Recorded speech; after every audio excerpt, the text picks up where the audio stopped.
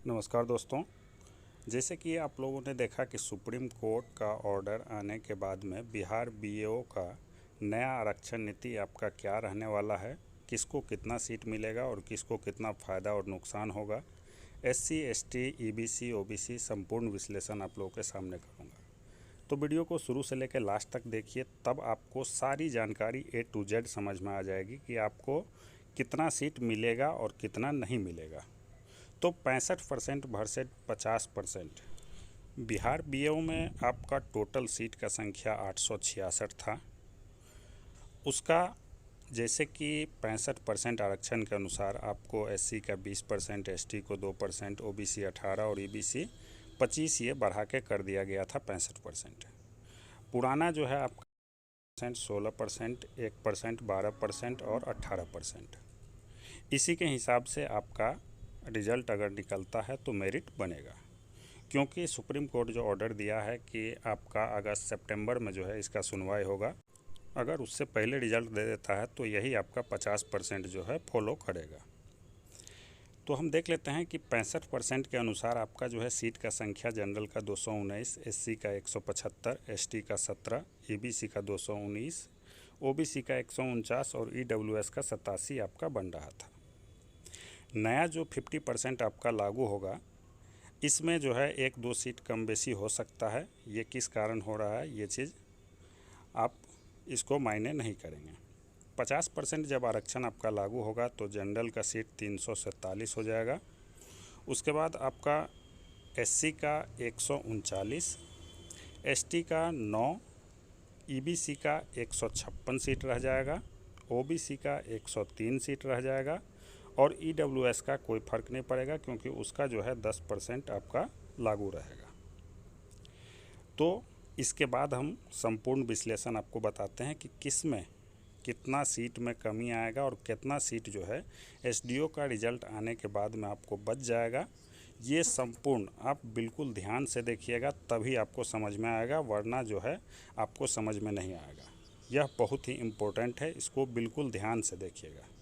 SDO का जो written exam के बाद जो रिज़ल्ट निकला था 425 कैंडिडेट का, वो जनरल में 57, ईडब्ल्यूएस में 44, एससी में 101, एसटी में 10 और ईबीसी में 111 और ओबीसी में 100 कैंडिडेट। ये वो कैंडिडेट है जिनका कि बीएओ जिनका सिर्फ बीएओ में सिलेक्शन हुआ है, उस कैंडिडेट से इनका ज़्यादा मार्क्स है। तो इनको जिनको एसडीओ मिलेगा तो मिलेगा, और जिनको नहीं मिलेगा उनको बीओ मिलना फिक्स है। तो हम देख लेते हैं कि एसडीओ का सीट जो है 50% जब आरक्षण करेगा तो उसके हिसाब से एसडीओ का सीट आपका कितना हो जाता है, फिर उसमें से हम प्लस माइनस करके आपको बताते हैं। तो ये एसडीओ का सीट 425 दिया गया है। उसके बाद अगर 50% करता है तो जनरल का 62 को हो जाता है, ईडब्ल्यूएस का 16, एससी का 31 सीट, एसटी का 2, ईबीसी का 28 को सीट और ओबीसी का जो है 19 सीट। ये आपका हो गया एसडीओ का फाइनल। एसडीओ का इतना लड़का जो है, इतना कैंडिडेट एसडीओ बनेंगे। उसके बाद बात कर लेते हैं कि 155, इसमें जो टोटल है 50% जो हम दिखाए हैं, ये 155 कैंडिडेट इसमें से छट जाएंगे 425 में से। उसके बाद ये 5 जो है जिनका बीओ में रिज़ल्ट हुआ होगा, रिवाइज करने के बाद उनका एसडीओ में हो जाएगा। ये जो है 44 में से 16 एसडीओ बन गए, 28 बच जाएंगे बीओ के लिए। एससी में 70 बच जाएंगे, एसटी में 8, ईबीसी में 83 बच जाएंगे और ओबीसी में 81। ये जो आपको बीच वाला जो दिखा रहे हैं अभी, इसका एसडीओ में फाइनल सिलेक्शन नहीं होने के बाद में ये बीओ के लिए एकदम 100% कन्फर्म है। और इससे पिछले चार्ट में हम दिखाए थे आपको कि 50% अगर होता है तो बीओ के लिए 347 जनरल का सीट, 87 ईडब्ल्यूएस, 139 एससी, उसके बाद एसटी 9, ईबीसी का 156 बच जाएगा और ओबीसी का 149 सीट आपका बच जाएगा। ये चीज़ 50% जब अगर लागू होता है तो इतना सीट आपका बीओ में ये डिस्ट्रीब्यूशन है। अब हम घटा लेते हैं इसमें से जो एसडीओ में बच गए, जिनका रिजल्ट जो है एसडीओ में नहीं हुआ, उसमें जैसे कि 347 + 5 ये 352 कैंडिडेट जो है इनका बीओ में होगा। उसके बाद 87 कैंडिडेट जो है, जो कि बीओ में 87 गो सीट है, उसमें से 28 घटा दीजिए, जिसका कि मार्क्स आपसे ज़्यादा ही होगा। वो एसडीओ के लिए क्वालिफाई किए थे, तो आप बीओ के लिए किए हैं, तो 28 कैंडिडेट का आपसे ज़्यादा मार्क है, तो इसमें 59 आ गया। एससी के लिए 69, एसटी के लिए 1, ईबीसी के लिए 73 और ओबीसी के लिए 68 सीट बच जाता है।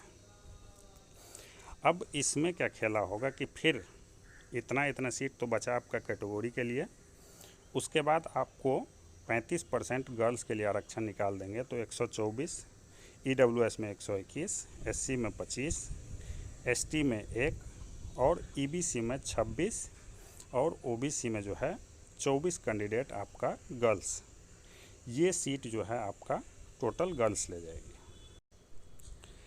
फाइनल इतना बचने के बाद में आप जो बचा हुआ सीट था उसमें से माइनस करेंगे, तो वो सीट जो है आपका बॉयज़ के लिए बच जाएगा।